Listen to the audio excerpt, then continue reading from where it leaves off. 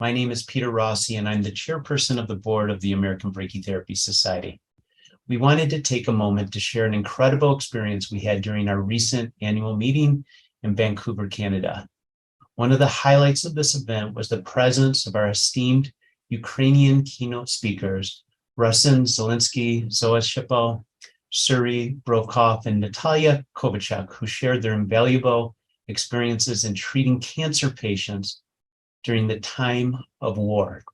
Their insights were truly inspiring and left a lasting impact on all the attendees.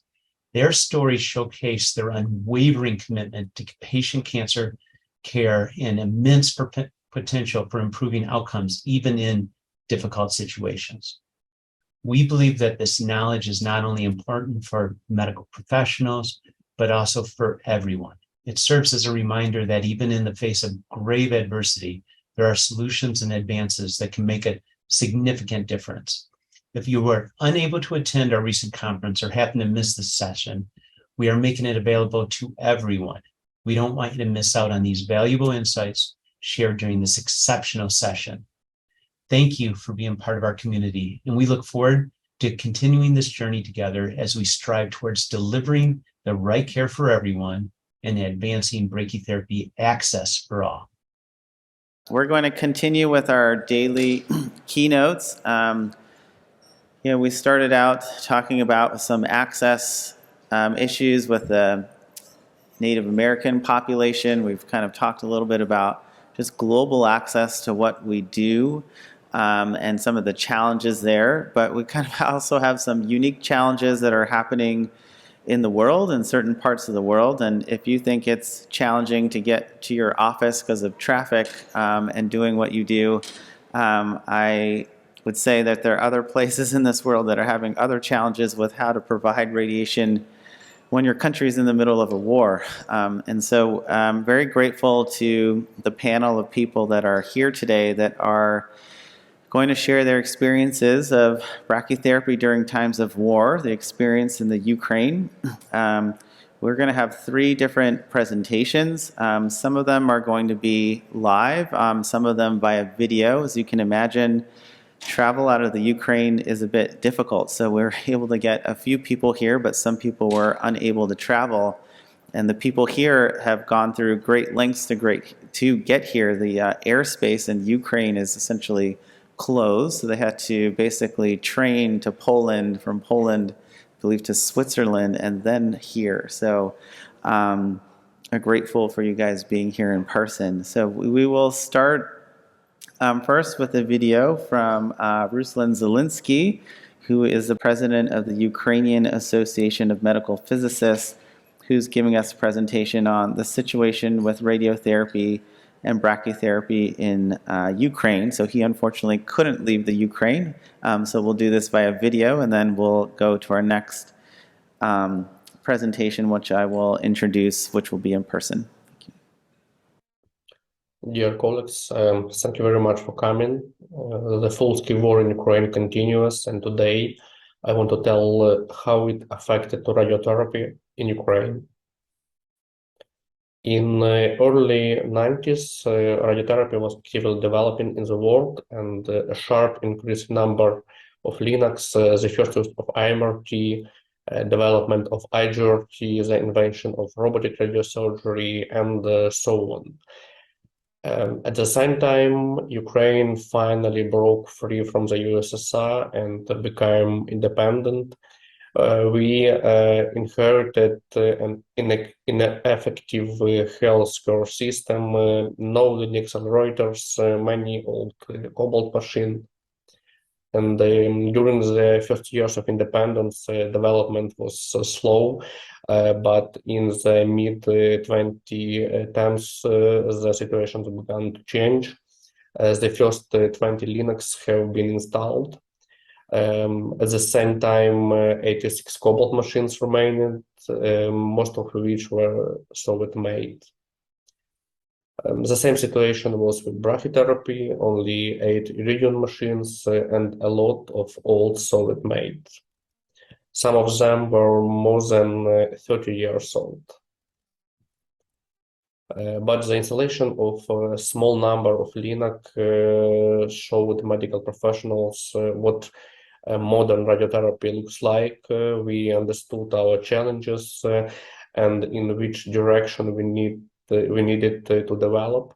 But unfortunately, not everyone liked the development of our country. And in 2014, in results of military aggression, part of two regions in the east and the Crimean Peninsula were annexed. We lost 7% of territory, 7 oncological centers, and 17% of all external beam radiotherapy machines. Radiotherapy capacity has been significantly impacted, and we understood that next stage of the struggle for our independence has come. Of course, the military aggression slowed development, but didn't stop it. During 2014 and 2021, medical physics was actively developed in Ukraine. A lot of new equipment had been installed and more was planned for installation. Also, the global reform of the medical system has begun. But Russia decided to kill us again, and full-scale invasion from north, east, and south with hundreds of missiles over the whole of Ukraine has begun on February 24th, 2022. During first weeks, most oncological centers suspended radiotherapy. It was a shock for everyone. Some medical staff lived in the hospitals and treated only inpatients.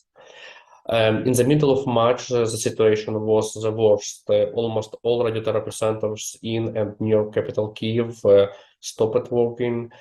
Two centers in the south were occupied and one was almost occupied. But good news that the capture of territories was stopped and the radiotherapy centers in central and west Ukraine had the opportunity to resume work. Over the next 8 months, radiotherapy capacity has increased, and this was related with the liberation of a large part of captured territory.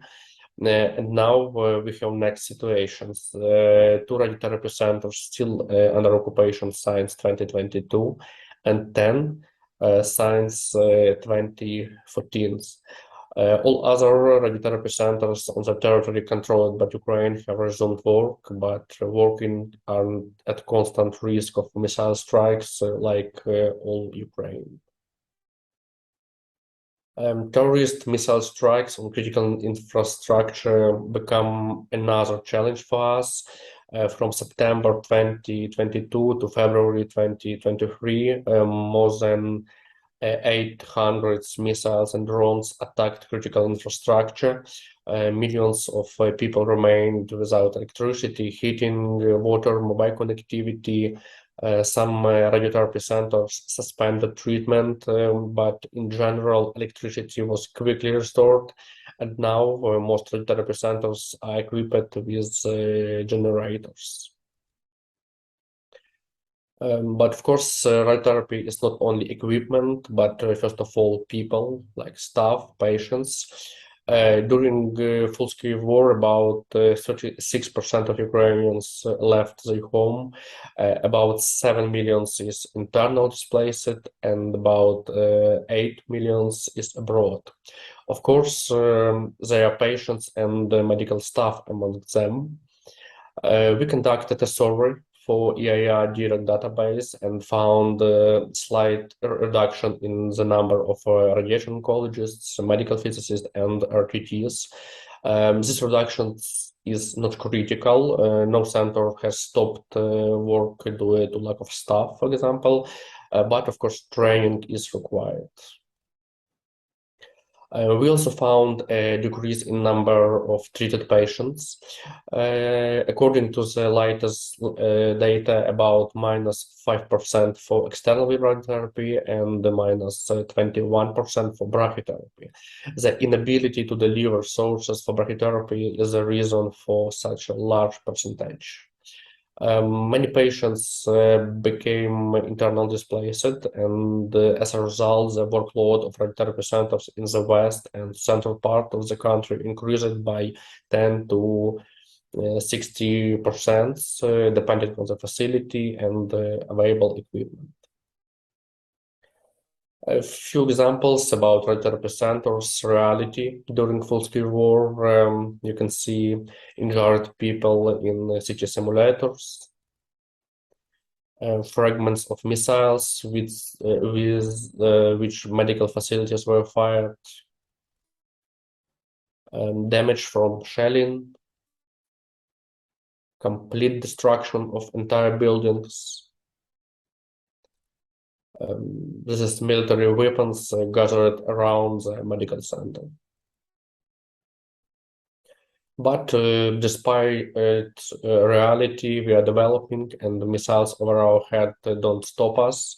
During the full-scale war in Ukraine, 3 new linear accelerators have been installed and put into clinical use. About 14 are being prepared for delivering and under installation now.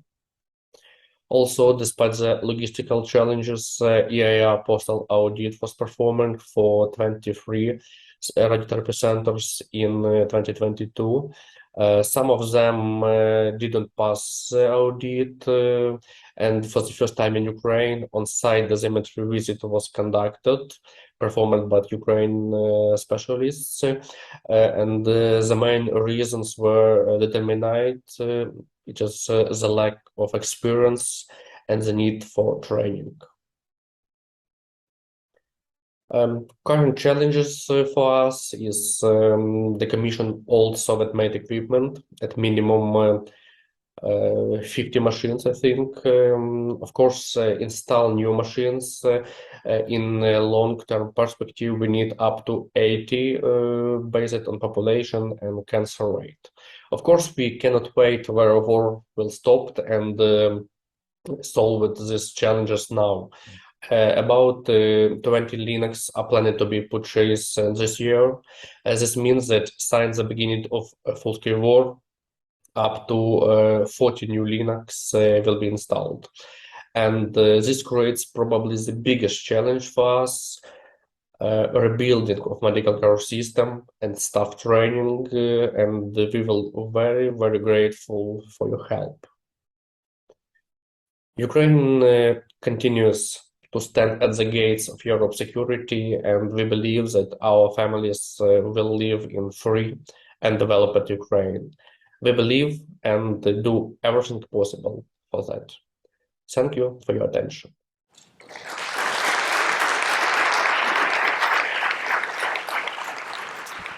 Okay, thank you so much for that. We are going to invite Zoia Shepil, who's a physician, and Serhii Brovchuk, who's a physicist, to come up. They will be presenting brachytherapy during war, a case study. Thank you guys so much for coming all the way here from Ukraine.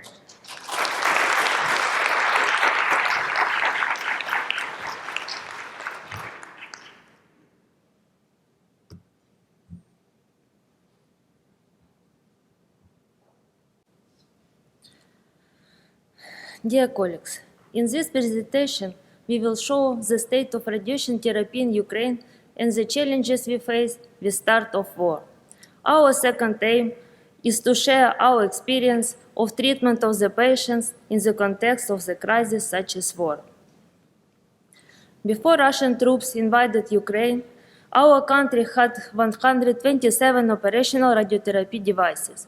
We must remember that war began in 2014, leading to occupation of some medical facilities. On the histogram, you can see the dynamic of equipment change in Ukraine. Despite the war, we truly renovate and expand radiotherapy service. Before 2014, all cobalt machines were the dominant device. All the Cobalt external beam radiotherapy machines were replaced by Linac. Now the quantity of Linac is close to the quantity of Cobalt 60 machines, which is good progress. But the total number of devices after 2014 is less than before. This is because Russia also occupies several radiotherapy devices along with about 20% of our territory. We can see the dynamic in brachytherapy changes here too, the last column of each set. I consider this photo also speak for themselves, and many like this were already replaced. So this will be the history of the development of radiation therapy. Before 2014, only 33% equipment was modern. Most of Cobalt devices were produced a long time ago and are without planning system. Some of them gradually went out of use. And these have already been replaced, even despite ongoing war. A situation with brachytherapy is worse than with external beam radiotherapy. There are a smaller number of contemporary machines like this. Only one has been installed between 2014 and 2022, and one new machine we lost as casualty of war. At 6 radiotherapy departments, brachytherapy is still being performed with manual inserting of Cobalt-60 radioactive source in applicators. So this would be a more typical photo of brachytherapy after loaders in Ukraine on 2023 still. They are working without planning system and using the standard dose distribution maps to determine dose prescription. On the same time, departments with contemporary afterloaders are having difficulties with source exchange. For example, our department has been waiting for 6 months. This is a problem with equipment. We hope that this gradually will be resolved, as with Linac. But what depends on us, medical staff? In our opinion, advanced training is equally or more important for quality treatment of the patients. We think you faced this problem in the past. The clinic Zoia work, Kyiv Regional Oncology Dispensary, is equipped with 2 variant Linac and contemporary brachytherapy units supported by on-center city-based planning. We treat about 1,200 patients per year, then more 700 external beam radiotherapy, and about 400 receive brachytherapy treatment. Brachytherapy is frequently used in our clinic for its unique treatment capabilities. In a typical week, on average, we treat 5 new patients with skin lesion, are treated using interstitial or superficial method, 3 new gynecological patients using cylinder or Fletcher applicator. More rarely, we use boost with an esophagus applicator, interstitial tubes for lips, tongues, and other sites. So all this might give you some idea about the range of radiotherapy service in Ukraine. Now I would like to share a case study to illustrate the reality of healthcare and clinic Zoia work in the context of ongoing war. In this photo is our medical team. Here on the right you can see how Maidan Nezalezhnosti, Independence Square, the central square in Kyiv, looked during at this time. The time when Russian invaders are just 15 kilometers from walls of our department. At this time, one of patients on treatment was a 76-year-old female from the town of Bucha. She was clinically assessed on 17th of January 2022, diagnosed with skin cancer T4 and 1M1. The patient was advanced to undergo external beam radiotherapy to tumor volume and head and neck lymphonodules with total dose of 50 gray. On 24 February 2022, the patient did not present for 16 fractions of treatment. As we knew that Bucha was occupied. But when you can image our feeling, then patient did arrive at our hospital after 2 weeks. She was rescued from under the noses of occupiers with help of volunteer evacuators. When we saw her, we were very happy because we understood the danger she was in and also the consequences for her life in the absence of appropriate treatment. You have probably heard about the hometown of our patients. On the morning of February 27, Russian military personnel reached Bucha on heavy military vehicles. On March 31, the armed forces of Ukraine liberated Bucha after 33 days of occupation. But what was found after Russian occupation? Civilians are tortured and killed. After her escape, our patient remained in the radiation therapy department until the city was completely liberated and mine clearanced, and she was allowed to return home. Fortunately for her, own house was almost undamaged. Treatment of patient F has two phases. Phase 1, external beam radiotherapy to 50 grays.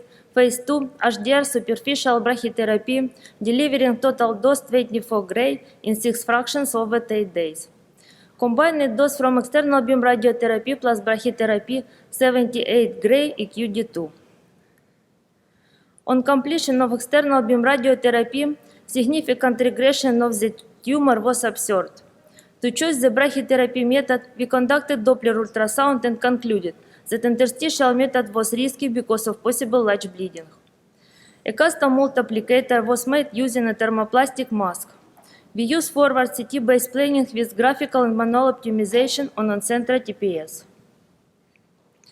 You can see the dynamic on the patient disease after the first phase of treatment and that follow-up. The most recent photo was taken on April 2023, more than a year since the beginning of patient's treatment. CT and MRI examination show no signs of relapse. Patient follow-up continues, as for now, we don't see significant late complication. Generally, radiotherapy patients in and around Kyiv who were not evacuated to safer location were advanced to present for hospitalization to minimize treatment disruption. Despite a significant proportion of department staff being absent, treatment continued mostly by radiation oncologists and medical physicists. All of them were now on site 24/7. The fact of the selfless work of the personnel in very difficult conditions reminds us once again the extremely important role of medical staff. On the context of war, patients and doctors can become like one family. The expectations for advanced cases of disease are frequently poor, but brachytherapy has unique treatment features that can increase quality of life and prognosis. The expectation that Ukraine could resist Russian aggression was poor, but with the right attitude, equipment, hope, and determination, expectations sometimes can be proved wrong. Unfortunately, the air raid alarm sounds both day and night. This greatly affects the treatment of our patient, as on the immediate treatment process and the psycho-emotional status of our patients and staff. The closed sky is the most important task for us to preserve life. We're grateful to you countries for this. Thank you for the opportunity to present our experience in this conference, for the support from American Brachytherapy Society, and to our friends around the world and the community of countries for support and compassion. Thank you, Help Ukrainian Group. We have a long way to go, but progress with purpose. We hope for victory on the battlefield and victory for the lives of our patients. Thank you for your attention.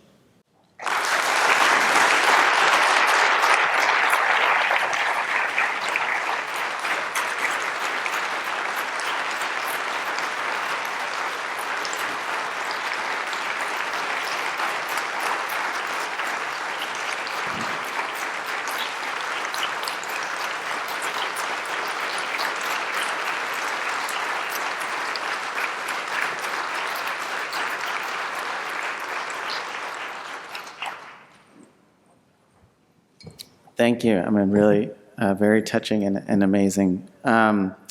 We have one more presentation. This is going to be from Nataliya Kovalchuk. She was going to be here, but unfortunately had a health issue and isn't going to be able to be here. So we're going to be checking in on a video with her. She's at Stanford Radiation Oncology, physicist and founder there of Help Ukraine Group. She's going to be giving us a presentation on a call for action and how to help Ukraine. Hello everyone, thank you so much for inviting me to speak. My name is Nataliya Kovalchuk and I'm a clinical associate professor at Stanford Radiation Oncology Department. To Together with a team of oncology practitioners across US and Australia, we formed Help Ukraine Group, or HUG, to connect with cancer care providers in Ukraine and create a feedback loop of determining the needs and sustain the support for the needs during the war. We'll share some of the projects we've been working on and suggest where you can potentially help and contribute. Before I start my talk, I would like to show you a clip from Ukraine after the full-scale Russian invasion. Imagine your country was invaded like this. Cruel, in the middle of the night. Russian invasion of Ukraine is brutal, unprovoked, and unjustified. Ukraine has lost tens of thousands of civilian lives, out of which many were innocent children. Many more have been wounded. Approximately a third of the population of Ukraine is displaced. 7 million as refugees and 7 million as internally displaced due to this ruthless war. Russian army is obliterating Ukrainian cities, targeting civilian infrastructure with missiles and drones, deliberately damaging and destroying hospitals and clinics in violation of Article 4 of Geneva Convention. According to Viktor Lyashko, the Minister of Health of Ukraine, more than 1,100 medical facilities have been damaged in 18 months of war. Average of 2 attacks on healthcare, including the bombing of hospitals, torture of medics, and shooting at ambulances, were perpetrated each day from the beginning of the full-scale invasion. There were at least 86 attacks on healthcare workers, with 62 healthcare workers killed, 52 injured. Many other healthcare workers were threatened, imprisoned, taken hostage, and forced to work under Russian occupation.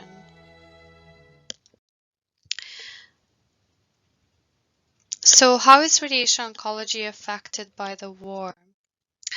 Even before the war, the oncological challenges in Ukraine were abundant. High oncology morbidity compared to EU countries, very high cancer mortality rates. Many of these are caused by not only insufficient access to early diagnostics. For example, there's only 3 PET-CT scanners in Ukraine for a population of 44 million. But also by the quality and training and lack of trained radiation oncologists, physicists, radiation therapists. Ruslan Zelinskyi, in his previous talk, described the situation and challenges with radiotherapy in Ukraine after the war started in 2014 and then escalated to full-scale invasion 2022.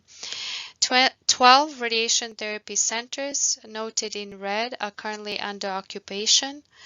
Current distribution of Cobalt-60 to modern Linux is 50-50.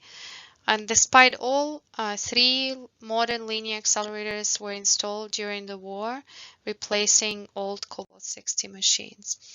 It's important to replace the aging fleet of Cobalt-60 machines, as Cobalt-60 sources are procured in Russia, and as they age, replacement will not be available. There is an acute issue with brachytherapy, as iridium-192 and Cobalt-60 sources cannot be exchanged at the moment. How did the war affect radiotherapy relative to other cancer care branches in Ukraine? WHO survey found that together with screening, radiation therapy endured the most disruptions in cancer care. That's caused by not operating equipment during bombing, as in the beginning of the invasion, and issues with procuring radiotherapy sources. An annual survey was conducted by Grigoriev Institute of Medical Radiology, Kharkiv, for IAEA Dirac database, showed that most disruption were in LDR, HDR, brachytherapy, patient volume, and superficial X-ray treatment volume. For LDR brachytherapy, patient volume dropped by 47%. Overall, around 5,500 patients did not receive radiotherapy treatment compared to last year. This was statistics. What about people's stories. Here's the example of radiotherapy center operation during the first weeks of war when Mariupol was under constant bombardment and shelling by the Russian army. Dr. Andrei Hanich, a chair of radiation therapy department Mariupol Onco Dispensary, housed 12 of his cancer patients in Cobalt 60 ward, providing them with food by cooking on the fire pit outside, water by melting snow, heat by turning on the generator in early March. He saved those 12 patients by evacuating them just 2 hours before the missiles hit the building. Mariupol is currently under occupation, and the fate of Cobalt 60 source is unknown. And here are the heroes of Okhmadit, Bohdana Bachinska and Yana Kuts. When Kyiv was under attack, Bohdana decided to live in the hospital 24/7 to scan wounded patients using CT simulator, and Yana is serving in the army as the emergency medical technician. Take a listen. Просто не вкладалося в голові, що в наш час ми можемо жити в таких подіях і спостерігати це на власні очі. Пацієнти були різного ступеня важкості, іноді проводили реанімаційні заходи прямо на столі комп'ютерної томографії. Мабуть, найбільше мені запам'яталася дитина, це був хлопчик, у якого вирвало шматок спини внаслідок міновибухової хвилі. Коли я з ним розмовляла, я його запитувала, тобі боляче? І він відповідав, що я терплю.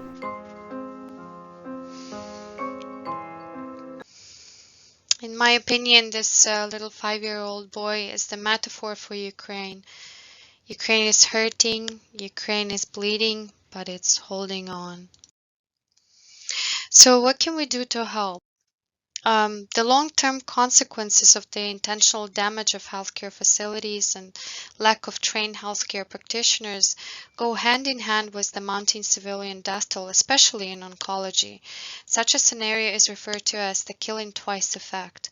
The nation's ability to reconstruct after the war will be impacted for years, possibly decades, as a result of the abrupt interruption of education and livelihood of medical professionals, particularly those who are in training. So how can we help here? The democratic world can support Ukraine to alleviate the impact of war by training healthcare practitioners. This approach has a precedence during the Second World War, when Polish Medical School in Exile was established in Edinburgh University in Scotland. Polish medical scientists and doctors trained in Edinburgh during the war and then in peacetime returned to help rebuild academic medical institutions in Poland. There are more recent examples of such a model. 20 Ukrainian medical students from Kharkiv, whose training was thrown into turmoil by a Russian invasion, began clinical training at hospitals around Cambridge in England to continue learning vital skills to help support Ukraine's healthcare service. Hack Team supports Ukrainian cancer centers with finding training opportunities and providing educational materials.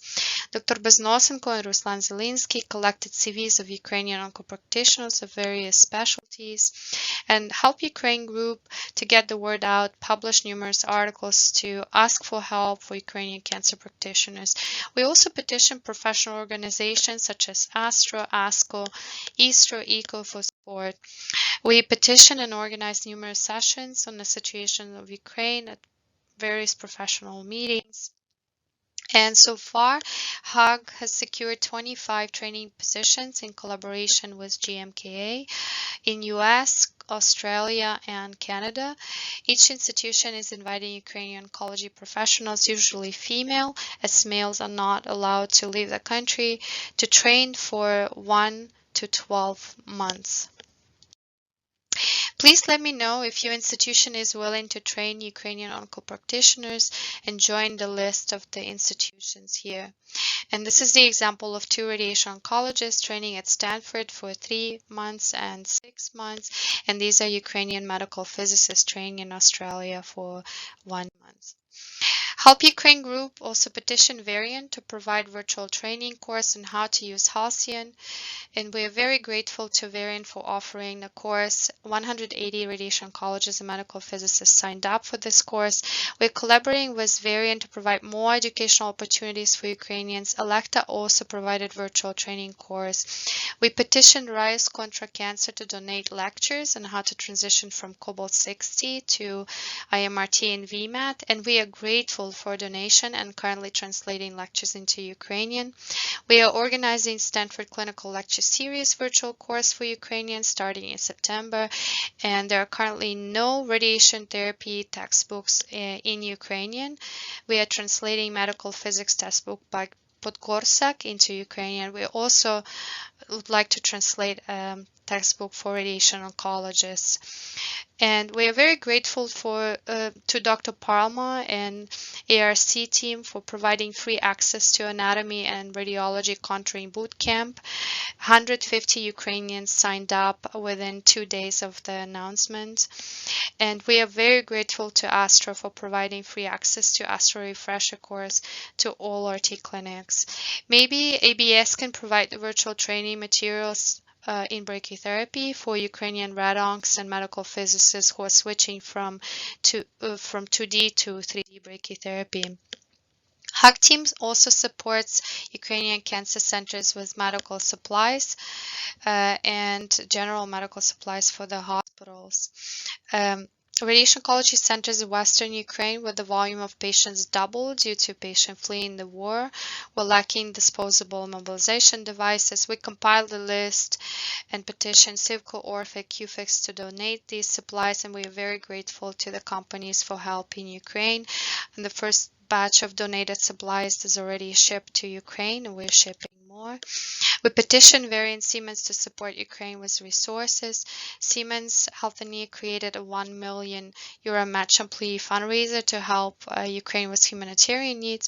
And Siemens also donated 3 X-ray systems and 4 C-arms to various locations in Ukraine. We petitioned Limbus AI to help with auto-contouring in busy RT centers. That's where leveraging AI comes very handy. Auto-contouring software was already installed in 20 centers in Ukraine, and it's loved by Ukrainians as it alleviates the manual labor of contour generation. Redformation reached out to us and offered their EasyFluence, ClearCheck, ClearCall auto contour software.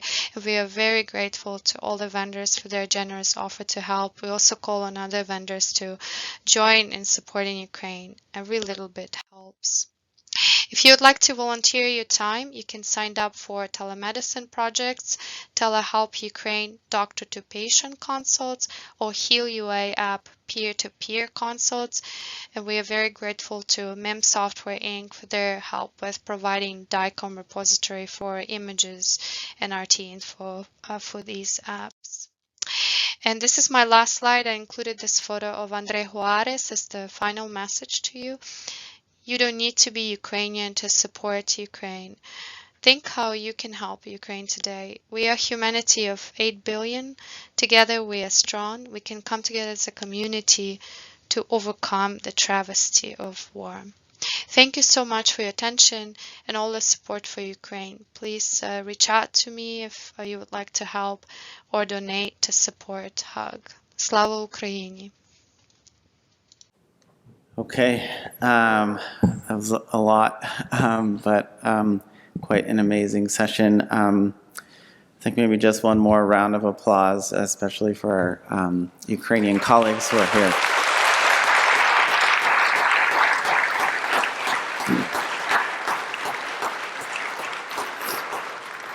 We hope there can be some resolution to the conflict soon, and just thank you for your courage and taking care of these patients.